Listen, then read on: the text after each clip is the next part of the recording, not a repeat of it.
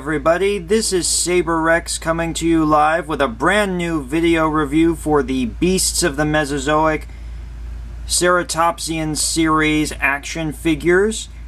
And today we are going to be looking at Styracosaurus albertensis. So here we are, there it is, and before we get into the video, let me just say, hey, hello again to everybody who's been watching my channel. I'm sorry I've been away so long. I had some personal issues and some other things that I needed to work out. But in the immortal words of Mark Hamill's Joker from Batman the Animated Series, I'm back. I'm tanned, and I'm ready to give this town a wedgie again.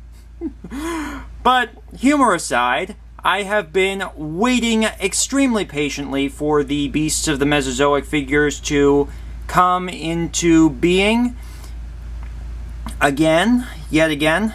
So, without further ado, let's get into the packaging for Styracosaurus albertensis before we look at the figure itself. So, here we are, and here is the wonderful, wonderful packaging.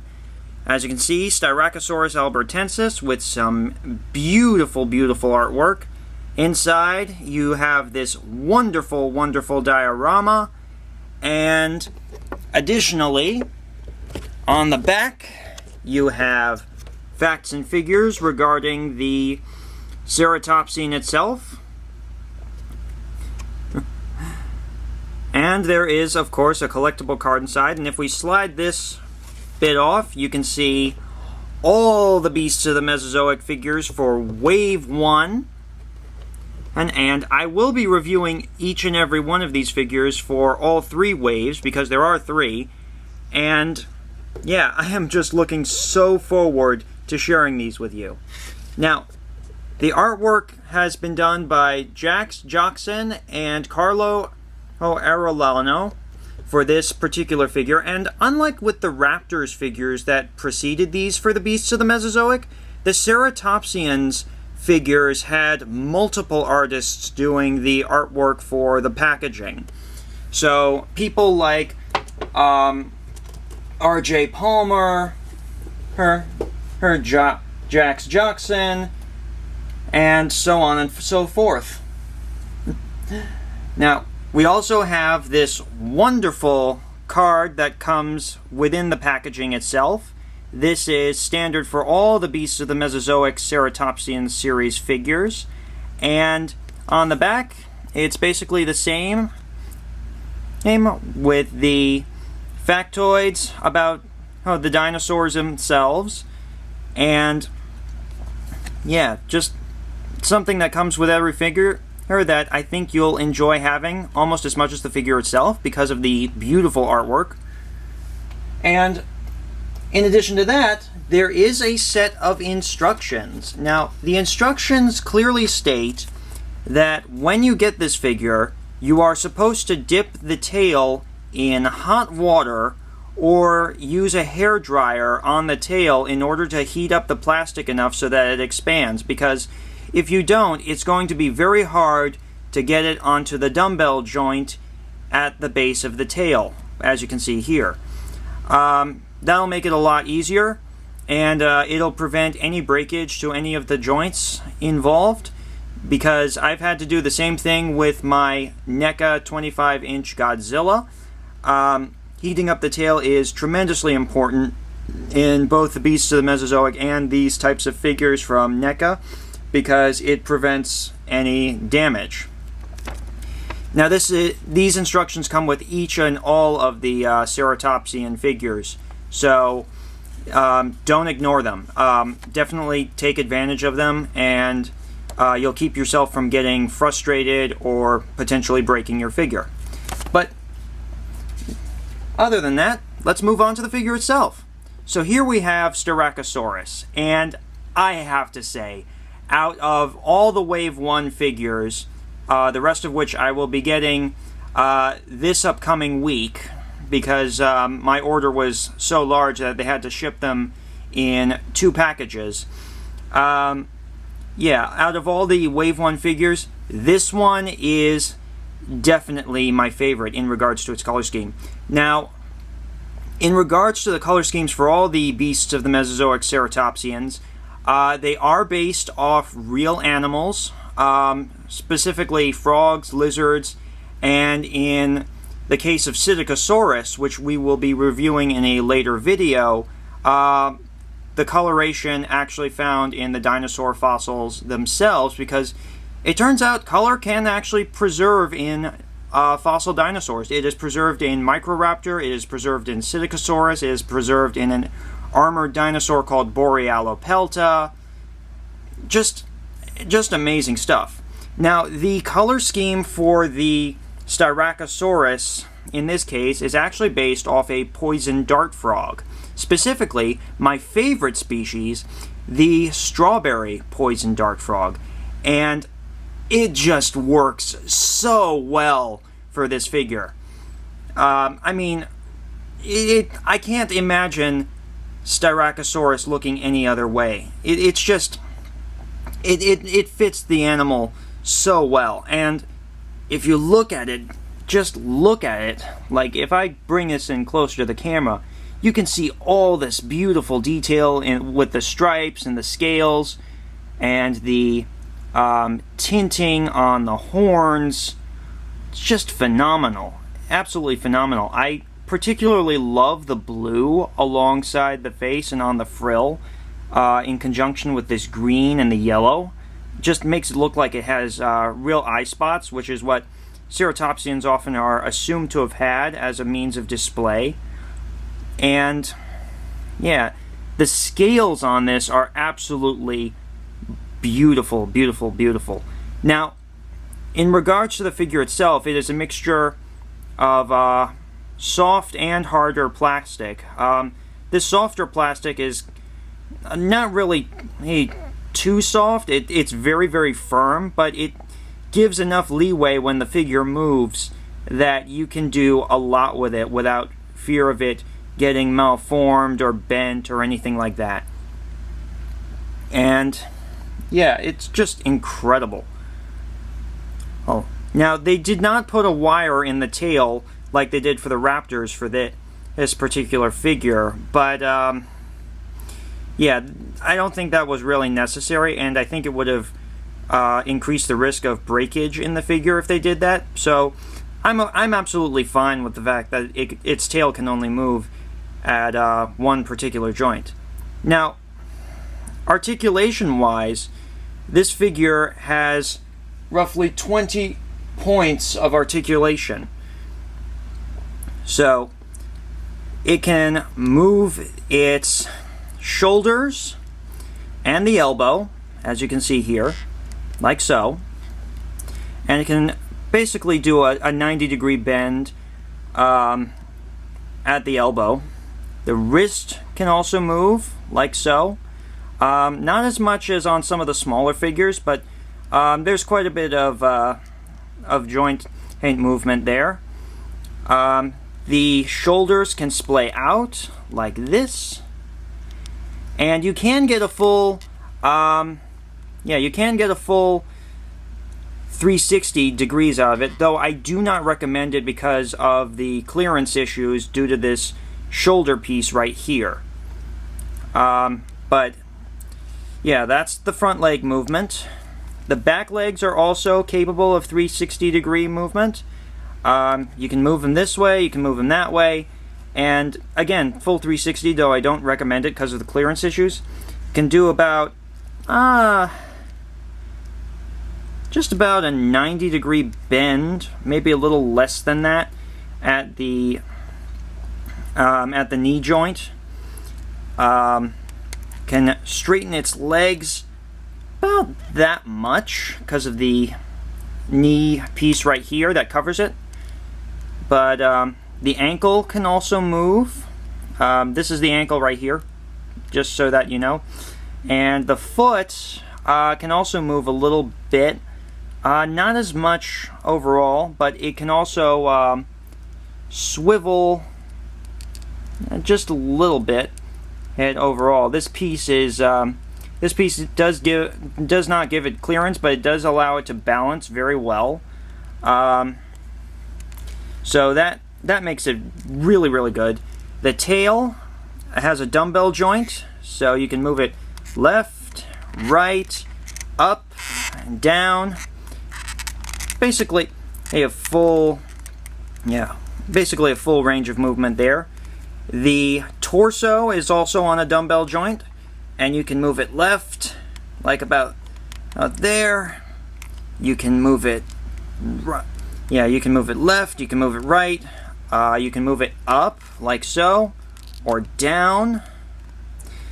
And it does not have any clearance issues as a result. Yeah, and the neck itself is also on a mixture of dumbbell and ball joints for the head and neck. And you can move the head right, left, up, and about that far down. Does not go up or down very far, but just enough to make it head interest. Just enough to make for some very nice poses. And of course, the jaw, like all beasts of the Mesozoic figures, opens and closes, like so. And you actually have a movable tongue inside the mouth for some of these larger Ceratopsian figures in there. I don't know how well you can see that, but yeah, the tongue does move, as I discovered earlier this morning, and I was really geeking out about it. And the inside of the mouth, I know you can't really see that very well, and I wish I had my flashlight here with me, but yeah, the inside of the mouth is beautifully decorated as well, and it just absolutely looks as beautiful inside that mouth as it does on the outside of the figure. Yeah, just extremely well done. Even the teeth have been painted in the mouth, and you can see that more clearly in the lower jaw. If I open it back up again, see those little teeth, and it's got the same on the upper jaw. Less visible because of it being in shadow all the time, but yeah, just absolutely gorgeous. And I just love this figure. It's just fantastic. Now, in regards to the actual animal itself, Styracosaurus is just an amazingly cool dinosaur. It's been in a lot of different films and movies, and it's just a fantastic creature. For example, it's been in Jurassic World Evolution, the video game, and there's even a mod for this where you can actually have it in this color scheme, which is an honest tribute to the work of David Silva, who designs these. And I actually met David Silva last year at a toy convention at the end of 2019. So I got to see the original prototypes of these firsthand, and just amazing, amazing stuff. Styracosaurus has also been in Disney's Dinosaur. It is one of the animals you see on the Disney's Dinosaur ride at Disneyland. And it's been in many, many different movies and documentaries on dinosaurs themselves. For example, Styracosaurus was one of the key dinosaurs that you see in the Valley of Gwangi, which is an old Ray Harryhausen movie, and where it went up against the titular Allosaurus, Gwangi himself, and lost. But yeah, just an amazing, amazing animal. And in real life, Styracosaurus was no less amazing. Yeah, this is an animal that would have lived about 75 million years ago in Western North America.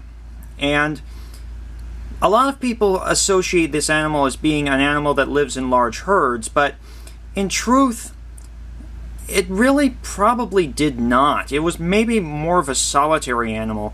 There is a bone bed of Styracosaurus that all died together, but it's believed that they were solitary animals coming together around a drying up water hole that eventually died of thirst, instead of a migrating herd like its cousin Centrosaurus.